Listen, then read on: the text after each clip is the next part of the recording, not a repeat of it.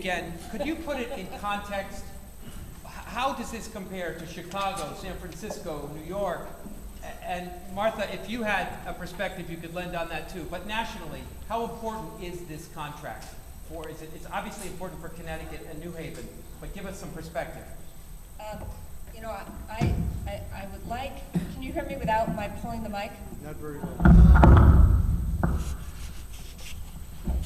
Can you hear me now? Yes. You know, I'm always leery to say these are the 5 following points that make this contract important, because it reinforces a notion that I'm trying to debunk. There is no silver bullet in education. If there was, somebody would have found it years and years and years ago, because there are very few people I know who have gone into education in any stature or status or employment category that walk in and say, oh, I just am here for the money, or I just don't want to do a good job. So there's always this push to try to find the silver bullet. Take, for example, data. Data is really important as how to inform instruction, but data in and of itself is not an end. Just like in medicine, X-rays are not an end in and of themselves. If you actually break your foot, you need an X-ray to see if it's broken.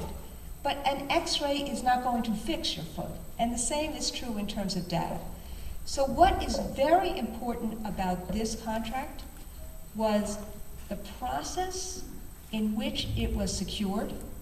It was done where people attempted to solve problems, not win arguments. And that was very important, because there's lots of, I am sure, and Dave and Dr. Mayo and others can talk about it far more robustly than I can. I am sure there was lots of times when people wanted to dig in their heels and say, no, I know how to do this, this is the way to do it. And both sides disagreed, and they fundamentally came together on issues. That's a lot about leadership, but that's a lot about the process. You can compare that to the process in Washington, D.C., which is about the exact opposite. But the second piece is what was done here. Some people will say, well, what's new and different? What's new and different is that there are 5 or 6 strategies that have been conflated together. So, for example, the contract sets out, and again, I'm doing this as an example, the contract sets out a new teacher evaluation system that includes student progress as one of several components. It also includes measuring the environmental factors that impact on student learning, like a trigger, I assume, about student absenteeism. Like what happens in terms of the corridors going to and from schools. Are they safe? What about safety and discipline in the school? What about the kind of community services or wraparound programs that can be there so that we are competing with poverty and competing with the streets? So you have both those components, student progress as well as environmental factors that are part of this. That's really important. You have a labor management committee that's going to wrestle with how do you ascertain student progress. That's really important.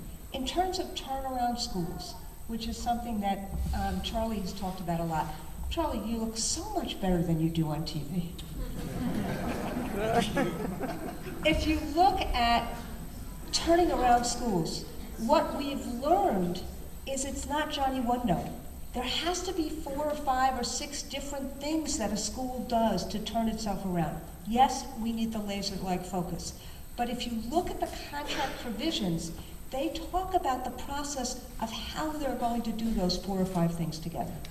So what makes this different is both the different kinds of provisions plus the process for how to do it. I Or think, how about what do you yeah. see around the country? What I would say nationally is this is a unique model in an urban school district. And what's important is we have so many students across the country that are in school districts that have more traditional agreements. And I think agreements like this should be looked at as models of innovation that are saying we're going to try to focus on student achievement first and look at all the parts, all the things that come together to work to make that achievement happen. And I was thinking as Randy was talking when she said there's no silver bullet, and I was saying, you know, the silver bullet is the relationship that our faculty develop with our students. And the silver bullet is what students put into the equation and what faculty put into the equation. And that's the magic of what happens when education is good. So contracts are so critical to support that relationship between teacher and student, between lots of students and lots of faculty that make a school. And what's critical to that equation is the management leadership.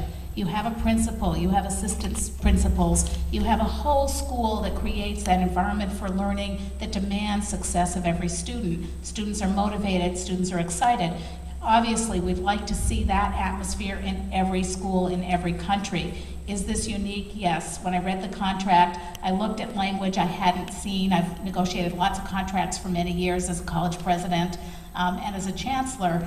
And really the language around student learning, the language about evaluation, it says we are partners in this together. We need all the partners working together in a common direction. And I think you ought to be congratulated for that, New Haven, because I think the superintendent, the mayor, the union leadership, and the faculty who overwhelmingly supported this really are the voices that say we are putting students first. And that's what's so important.